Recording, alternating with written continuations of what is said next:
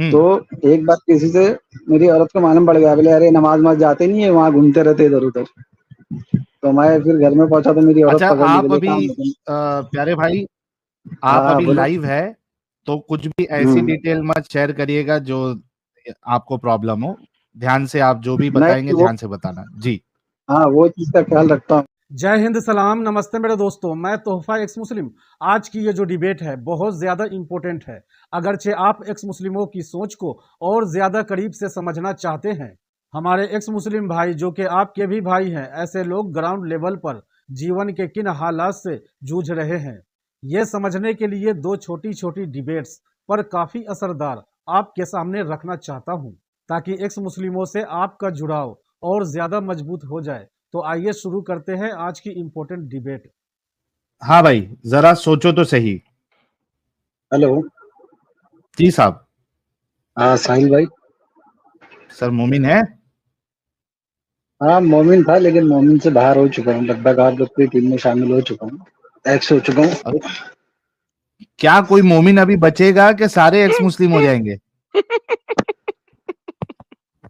भाई मेरे को मैं लगता है काफी 2-5 साल में चैनल बंद करना पड़ेगा इसके हिसाब से। हाँ, आज फर्स्ट टाइम सारे एक्स आपकी मुस्लिम हो स्टोरी। जाएंगे तो फिर हम क्या करेंगे चैनल चला के? हेलो।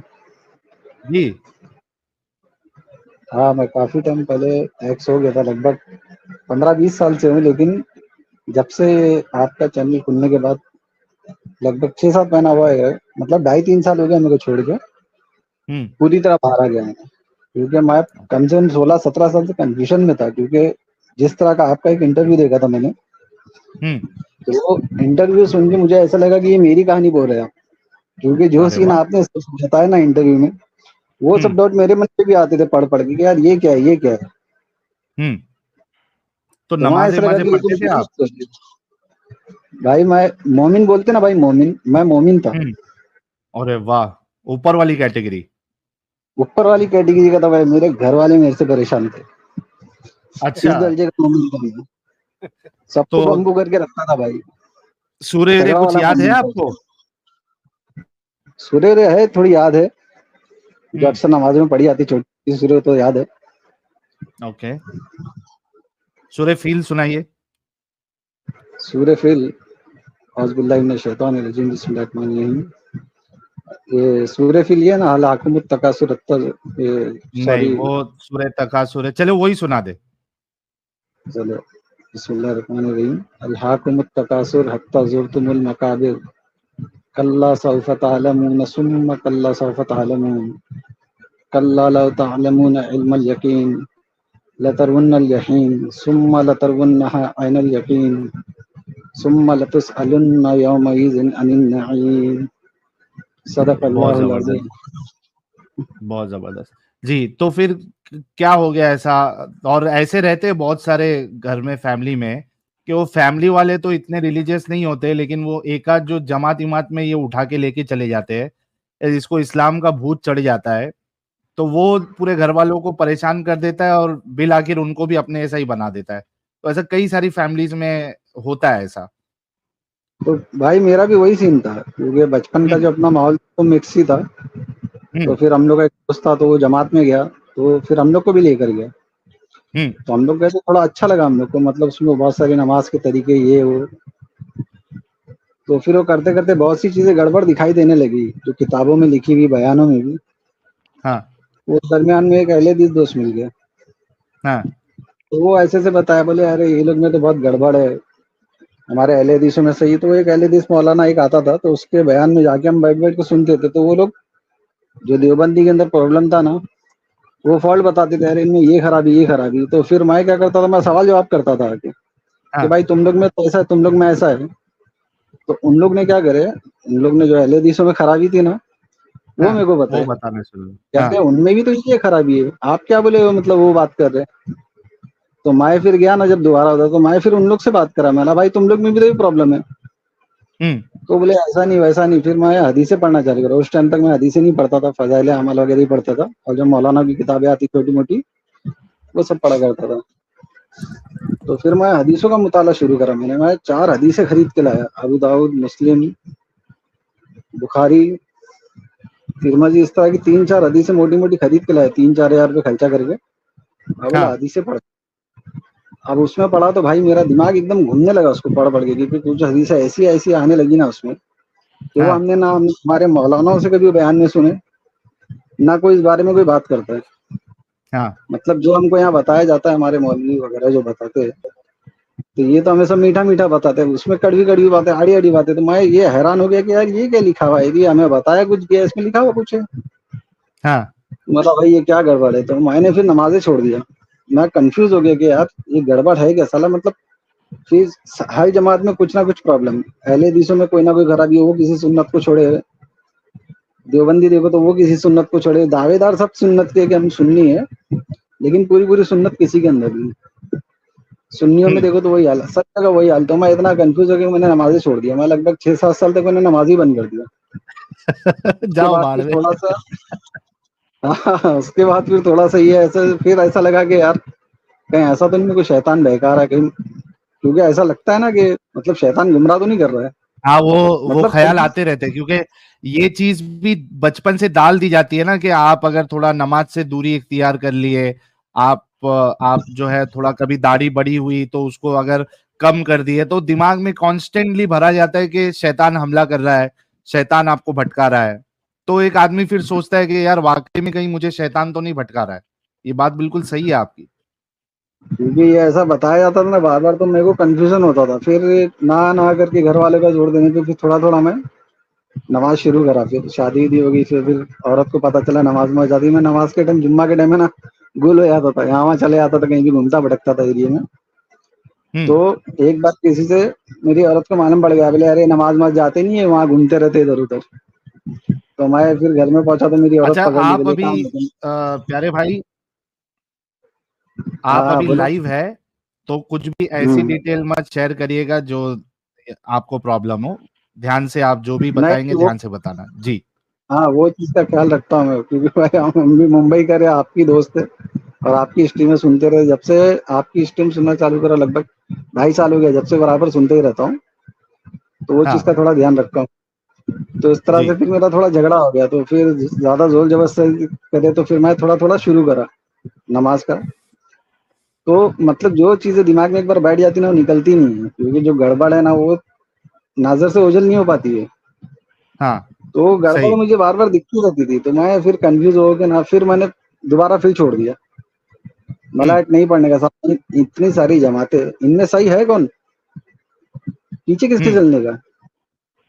और हदीसों में तो कुछ गड़बड़ मतलब दिखी, लेकिन उस इस टाइम वक्त तक है तक ना। भी आप खाली वही जो यानी अक्सर मुसलमानों का जो मामला रहता है, आप वो फिरकों में ही उलझे हुए थे। मतलब असल जो हाँ, मेन को ये लग रही थी कि ये क्या है, ये सब सही होने का दावा कर रहे हैं और सब एक दूसरे को काफिर कह रहे हैं, सब एक दूसरे को गुमराह कह रहे हैं, सब कुछ ना कुछ, मतलब आप उसी में उलझे हुए थे जी। हाँ, क्योंकि जितनी भी जमातें थी ना, सब जगह घूम के देख लिया। एक अहले हदीस जमात थी जो हदीस के दावे करती थी, तो मैं हम्म उन लोगों की मस्जिद वगैरह में, जो उनके जो अदारे वगैरह रहते, उनमें जाके मैं हदीसें पढ़ा करता था।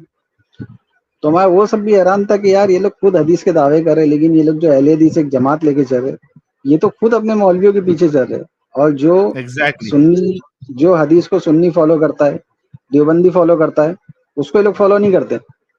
हाँ अरे तुम काहे के अहले हदीस भाई, जब तुम फॉलो ही नहीं कर रहे उसको, खाली नाम रख लिया अहले हदीस, जो तुम्हारी मतलब की हदीस, जो तुम्हारे बड़े तुमको बता के गए, तुम खाली उस पे ही अमल कर रहे, कौन से अहले हदीस हो भाई? तो ये चीज मेरे को समझ भी नहीं आ पाई कि मतलब क्या गड़बड़ फैला के रखी है। हम्म तो मैं कंफ्यूज होके फिर सब छोड़ छाड़ के बैठ गया था एकदम। उसके बाद फिर अभी जब से आप लोगों की स्ट्रीम सुनने लगा ना, तो फिर मेरा थोड़ा ध्यान कुरान पे गया कि यार कुरान में तर्जुमे से सुन चुका था पूरा एक बार, मतलब एक दो हाँ टाइम। फिर जब ये पॉइंट पॉइंट की कुछ बातें और जो सामने, मतलब कुछ पॉइंट तो मेरे सामने थे कि ये गड़बड़ गड़बड़ है। लेकिन जब आप लोगों की स्ट्रीम, जो सबसे पहला जफर भाई का बहुत शुक्रिया अदा करना चाहता हूँ, क्योंकि सबसे पहला उनके ही चैनल दिखा मेरे को। क्या बात है, क्योंकि जबरदस्त। मैं ऐसी सर्च कर यार रहा ये था, ऐसी सब मतलब। लोग जफर के चैनल से ही आते हैं यहाँ पे, मैंने देखा। दरवाजा है वो एडम साहब। दरवाजा, वो कहते हैं ना, वो अली दरवाजा है और हाँ तीन का दरवाजा है, तो मैं हाँ कहता हूँ जफर दरवाजा है एक्स मुस्लिम का। हाँ, बाबुल एक्स मुस्लिम है वो। मैं ऐसी सर्च कर रहा था, तो इतने में जफर भाई का आ गया। हाँ तो ऐसे ही करते। आवाज चली गई आपकी। अना बाबुल इल्म और जफर उसका दरवाजा।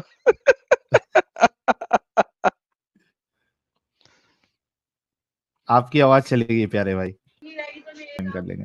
खैर भाई हमारे जो है वो एक बात तो अच्छी है कि कंफ्यूजन में थे, लेकिन मेजरली उनका जो कंफ्यूजन था जैसे बाकी लोग का भी होता है, यानी अक्सर मुसलमान, आपको मैं बता दूं, इंडिया, पाकिस्तान, बांग्लादेश, अरब में आपको ये चीज नहीं मिलेगी ज्यादा, लेकिन जो ये यहाँ के है बर्रे सगीर में, ये हमारा जो सब कॉन्टिनेंट है, इसमें जो इंडिया, पाकिस्तान, इंडोनेशिया, ये सारी जगह है, यहाँ पे मोस्ट ऑफ द मुस्लिम्स जो फिरकों का जो इख्तिलाफ है ये इसमें इन्वॉल्व रहते, इसमें फंसे रहते हैं। और यही चीज जो है ये इनके साथ भी थी। मेजरली इनका मसला जो है वो इतने सारे फिरके और इसमें इख्तिलाफ, और कुछ डाउट्स आते भी थे तो वो डाउट्स जो है फिर बाद में वो भूल जाते थे। अच्छा, इन्होंने ये भी कहा कि मैंने कुरान पढ़ा भी है, 2 बार पूरा सुना है उसको, आई एम श्योर सुना है, मतलब उन्होंने वो जो कैसेट आती है पूरी ट्रांसलेशन की, पहले कैसेटें चलती थी और अब तो समझो यूट्यूब पे पूरे आपको प्लेलिस्ट ही मिल जाएगा उर्दू ट्रांसलेशन का, तो ये उस तरीके से इन्होंने सुना भी है। अभी थोड़ी देर पहले मैंने ये कहा था कि बहुत से बार आप चीजों को पढ़ते हो, गलत चीजों को भी पढ़ते हो, लेकिन आपको वो पर्सपेक्टिव नहीं मिलता जिसकी वजह से आपको गलत चीज गलत नजर नहीं आती। ये भाई के साथ भी यही मामला था, लेकिन जब इन्होंने एक्स मुस्लिम का चैनल, इनको सबसे पहले जफर हेरेटिक भाई का मिला चैनल, और फिर उसके बाद फिर वो 2.5 साल से मेरा चैनल और एडम साहब का चैनल जब देखने लगे, तो वो पर्सपेक्टिव उनको मिला कि भाई ये गलती है, ये हमारे आंखों के सामने थी लेकिन गलत लग नहीं रहा था। और जब इनको पर्सपेक्टिव मिला तो ये भाई बाहर आ गए। तो ये पर्सपेक्टिव देने का जो काम कर रहे हैं ना कि ये गलत है, ये एक्स मुस्लिम कर रहे हैं। ये एक्स मुस्लिम एक्टिविज्म की बदौलत जो मोमिन हजरात है उनको एक पर्सपेक्टिव मिल रहा है कि हाँ यार ये चीज गलत है, हमने इस पे गौर ही नहीं किया, हमने सोचा ही नहीं। And that is the reason why many people are becoming ex Muslims. Adam साहब कुछ ऐड करना है, आप ऐड करिए। नहीं सर, बिल्कुल सही कहा। और बाय द वे मैं ये कहूंगा कि वेस्टर्न वर्ल्ड में भी ये सेम इशू है और इवन मिडिल ईस्ट में भी ये सेम इशू है। देखिए जो सेक्ट्स हैं ये तो शुरू में ही बन गए थे, मालिकी, शाफी, हम्बली, और फिर उसके बाद अब Wahhabism and all this kind of stuff. This is still there. ये सिर्फ इंडिया का नहीं है, अगर आप ये समझें कि सिर्फ मिडिल साउथ एशिया का है, नहीं नहीं नहीं नहीं, it is international. And the problem is के ये बेसिक थियोलॉजिकल डिफरेंसेस नहीं है, इतने मेजर डिफरेंसेस है कि एक दूसरे को कुफार का फतवा देते हैं और मोहम्मद की अपनी हदीस की वजह से देते हैं, क्योंकि उसने खुद कह दिया 72 फिरके होंगे और एक जन्नत में जाएगा। Now that's where the problem lies. कोई कहता है यार हिंदुओं में बड़े फिरके हैं, क्रिश्चियंस में बड़े फिरके हैं, उससे फर्क नहीं पड़ता। वो उधर कहीं पे ये नहीं लिखा कि यार सिर्फ एक ही जन्नत में जाएगा, 72 के 72 जहन्नम में जाएंगे और बाकी एक जन्नत में जाएगा।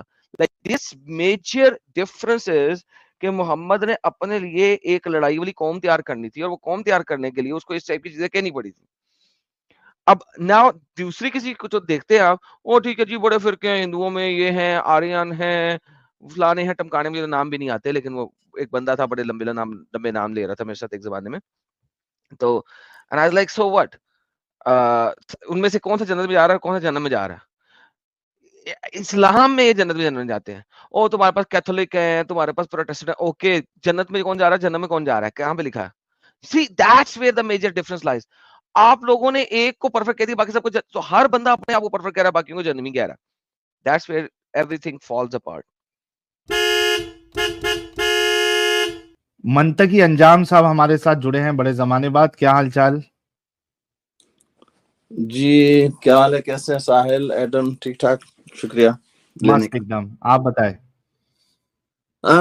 अभी जो छोटे भाई आए थे जिन्होंने कहा कि सॉरी मैं ठीक ठाक खैरियत से हूँ, जिन्होंने कहा कि हम इस दिन में पैदा हुए, हमारे फैमिली और हमारा खानदान, हमारे माँ बाप सब मुसलमान हैं, तो हम नहीं कर सकते हैं। उस हवाले से थोड़ा सा मैं सूरह बकरा की आयत नंबर 170 अगर आप स्क्रीन पर ले आए और उसके बाद मैदा की 104 कि अल्लाह ताला सूरह बकरा की 170। जी, कि अल्लाह ताला हाँ, ऐसे बिल्कुल। लोगों को जो अपने बाप दादा के दीन पर डटे रहना चाहते हैं, उनसे क्या कह रहे हैं? ये लीजिए, मैं अभी स्क्रीन पे लेके आ रहा हूँ। ये ये लो, नहीं, अमित स्क्रीन लेके पे लिए आ ले। गया।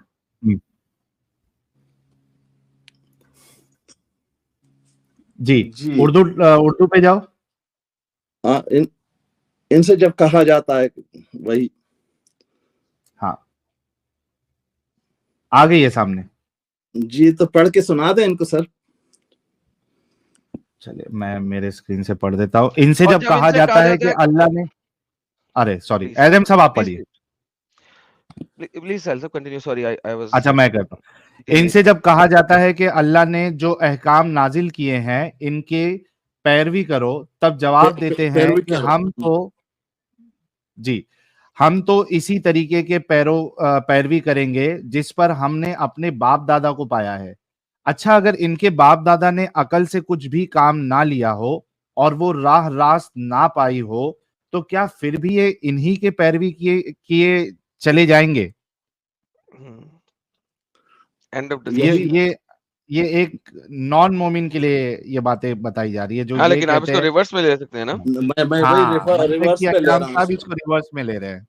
जी जी बिल्कुल, मैं रिवर्स में ले रहा हूँ कि भाई अगर हमारे आबा अजदाद यानी कि अंधी गधी पर सवार थे, तो क्या हमने भी उसी गधी पर सवारी करनी है? और तो उस भाई से मैं बिल्कुल। यही कहूंगा। और दूसरा इसमें 104 जो है 5 की, उसको भी जरा सामने लें। सेम अल्फाज है मेरा ख्याल है, लेकिन शायद और जगहों में भी कुरान में आया होगा इस तरह का हवाला, या इस तरह की बात आई होगी। हाँ, ये आ गई आपके सामने। 104 मायदा की। हाँ, जब इनसे कहा जाता है कि अल्लाह ताला ने जो अहकाम नाजिल फरमाए हैं इनकी तरफ और रसूल की तरफ रुजू करो, तो कहते हैं कि हमको वही काफी है जिस पर हमने अपने बड़ों को पाया। क्या अगरचे इनके बड़े ना कुछ समझ रखते हो और ना हिदायत रखते हो? वही अंदाज है। हाँ वही। और साथ में हिदायत शायद को आपने मुख्तलिफ तर्जुमा पढ़ा। और दादा की तकलीद किए जाएंगे, ये बाप अपने बाप दादा की तकलीद वही उनके उनके नकल करेंगे जैसे वे करते रहें, ख्वाह वो कुछ कुछ न जानते हो और सही रास्ता की इन्हें खबर ना हो। ये यहाँ पे फिर से क्वेश्चन मार्क उन्होंने तर्जुमे में डाला है। तो हम यही कहेंगे इन हजरात से कि भाई आपने खुद अपनी खोपड़ी इस्तेमाल करनी है कि आया जरूरी नहीं कि हमारे आबा अजदाद हर मामले में ठीक हो। ठीक है, हमें अपने बुजुर्गों का एहतराम है, रेस्पेक्ट करनी लेकिन है। हमने खुद भी सोचना है कि हम आया ये लोग कहीं अनजाने में या नाइव तो नहीं थे, इस्तेमाल तो नहीं हुए। तो इसमें जाहिर है ये कोई दलील नहीं है जो लोग देते हैं कि भाई हम तो इसी में थे, तो हमारे बाप दादा इसी में थे, हम भी इसी में रहेंगे। सिर्फ इतनी सी बात करना चाह रहा था। और अनस इब्न मालिक की जो आप लोग बात बता रहे थे, तो अपना साजिद भाई ने कहा कि उसको नबी ने दुआ दी थी कि बहुत सारी औलाद और माल हो। तो वाकई उसकी उनकी बहुत सारी औलाद हुई थी, और उस औलाद में से तकरीबन 80 या 70 तो इनके बेटे हज्जाज बिन यूसुफ ने कत्ल किए थे, और तकरीबन 30-35 जो है इनके पोते नवासे। तो वो हज्जाज बिन यूसुफ के हाथों तकरीबन 100 से ज्यादा इनकी औलादों में से लोग कत्ल हुए थे। ये उस वक्त बहुत बड़ी उम्र के हो गए थे, बुजुर्ग बूढ़े थे। तो और साथ में हज्जाज बिन यूसुफ ने इनसे कहा था कि मैं तुम्हारे गले में एक छोटी सी तख्ती लटकाऊंगा और जिस पे लिखा होगा कि मैंने तुम्हें माफ कर दिया है, मैंने तुम्हें जिंदा छोड़ दिया है। तो ये हमारी नबी की दुआ थी इनके लिए, जो साकार हुई। अच्छा यार, मंतकी अंजाम साहब, मेरी बहुत तमन्ना है कि आप भी अपना चैनल खोले, थोड़ा वक्त दे, क्योंकि हमारे मंतकी अंजाम भाई जो है वो इनको इस्लामिक हिस्ट्री की बहुत बहुत बहुत अच्छी और गहरी नॉलेज है। तो आप, वो टाइम जब मैंने चैनल ओपन किया था तभी से मैं आपको जानता हूँ, आप बीच बीच में आते रहते हैं, तो आप अपना चैनल ओपन क्यों नहीं करते हैं? करेंगे करेंगे जरूर करेंगे, बस कुछ जिंदगी की जो दूसरी मसरूफियात जरूरतें होती हैं उसकी कुछ मुश्किलात इंसान के साथ होती है, इस वजह से नहीं कर पा रहा हूँ। सर ख्वाहिश हफ्ते तो है। में या 15 दिन में एक स्ट्रीम कर दे, या कम से कम 3-3 5-5 मिनट की वीडियो बना के डाल दे, कुछ तो कंट्रीब्यूशन करे सर। जरूर, बड़ी मेहरबानी आपकी हौसला अफजाई की, और हम आपके जी, साथ है आप शुरू दिन स्टार्ट से। करिए, हम आपका साथ देंगे, आपको प्रमोट करेंगे, क्योंकि वक्त की जरूरत है कि ज्यादा से ज्यादा लोग इस एक्टिविज्म का हिस्सा हो। बेशक बेशक, लेकिन आपको ये इत्मीनान होना चाहिए कि किसी ना किसी शक्ल में हम आपके साथ हैं, और मैं काफी एक्टिविज्म चोरी चुप के करता भी हूँ। चलिए, तो बहरहाल उस लेवल का तो नहीं जैसे करना चाहिए, लेकिन मैं कोशिश कर रहा हूँ अपनी, और जो आप जी, कह रहे हैं इस पे भी गौर करेंगे इंशाल्लाह। चलिए, तो बहुत मंतकी साहब, जो शुक्रिया भी मंतकी। आपको टेक्निकल हेल्प चाहिए उसके लिए हम लोग बैठे हैं ना। हाँ ठीक है, हाँ, अमित भाई, बड़ी मेहरबानी, मैं आपसे राब्ता करूंगा और जी बात जी होगी डेफिनेटली इस मामले में। जी ओके, अपना ख्याल रखें, मैं लीव करूंगा, शुक्रिया। जी, थैंक यू बहुत सो शुक्रिया मच। मंतकी साहब। थैंक अच्छा, एक सजेशन ये भी आया है कि अगर आप अपना चैनल ओपन नहीं कर रहे हैं, हालांकि मैं तो कहूंगा चैनल अपना ही ओपन करे, एटलीस्ट आप अगर 3-4 मिनट की वीडियो स्पेसिफिक, ये जो हिस्ट्री रिलेटेड है टॉपिक, उस पे अगर 3-4 मिनट की वीडियो अगर बना के भी दे दोगे तो एटलीस्ट मैं इसी चैनल पे अपलोड कर दूंगा। अच्छा, शुक्रिया, बड़ी मेहरबानी। मैं अगर अगर किया तो आप अमित भाई या आपको जो है ना व्हाट्सएप पे हाँ, फॉरवर्ड करूंगा। कांटेक्ट जरूर करें। Okay okay, thank you very much, बड़ी मेहरबानी, थैंक यू। साहिल साहब, आपके पास में मंतकी साहब का नंबर है क्या? नंबर तो नहीं है, इन्होंने शायद एक आध बार मुझे ईमेल किया हुआ है पहले, तो आपके तो पास ईमेल आईडी तो होगा ना, मंतकी अंजाम हाँ, भी। मैं ईमेल आई नहीं तो मैं व्हाट्सएप नंबर पे कुछ कर दूंगा, आपको कोई शायरा मिल जाएगा, मैं ठीक है, चलिए, व्हाट्सएप पे कर दूंगा। थैंक यू, अपना ख्याल रखें। Thank you so much. Okay. Okay यार, ये बंदा मुझे बहुत सही लगता है, बिकॉज हिस्ट्री पे इनकी वो मस्त मस्त एकदम नॉलेज है, बहुत वेरी वेरी जबरदस्त गुड। है। हमारे पास भी ये सचवाला जी के चैनल पे ऑलमोस्ट डेली आते थे, 2-5 मिनट हाँ, का टाइम देते थे। दोस्तों, पूरी डिबेट सुनने के बाद आपने अच्छे से समझ लिया होगा कि एक्स मुस्लिम सचमुच सबसे ज्यादा भेदभाव के शिकार है, और लोगों के बीच सोशल मीडिया पर अपनी बात रखने के लिए एक्स मुस्लिमों को काफी प्रताड़ित किया जाता है। कहने को तो फ्रीडम ऑफ स्पीच है, लेकिन ग्राउंड लेवल पे बिजनेस का रूल, फायदा और नुकसान इंप्लीमेंट होता है, क्योंकि दुनिया की एक बड़ी आबादी जो ग्राहक भी है, कोई भी सोशल मीडिया प्लेटफॉर्म उसे नाराज करना नहीं चाहती है। और आपको क्या लगता है, कमेंट में लिखिएगा जरूर। और एक्स मुस्लिम एक्टिविज्म के लिए हमारा समर्पण आकर्षक है, तो ज्वाइन बटन दबाकर हमारे चैनल का मेंबरशिप ले लीजिए, हमें और ज्यादा सपोर्ट मिलेगा। और चैनल को सब्सक्राइब किए बिना ना छोड़े, साथ में वीडियो को लाइक, शेयर और कमेंट भी किया करें, ताकि आपके लिए अच्छी अच्छी डिबेट हमेशा लाता रहूं। तो फ्रेंड्स, आज की डिबेट को यहीं पर एंड करते हैं। फिर से हाजिर होऊंगा आपके बीच एक और नई डिबेट लेकर। अपना और अपनों का ढेर सारा ख्याल रखिए। इंसानियत जिंदाबाद, वंदे मातरम।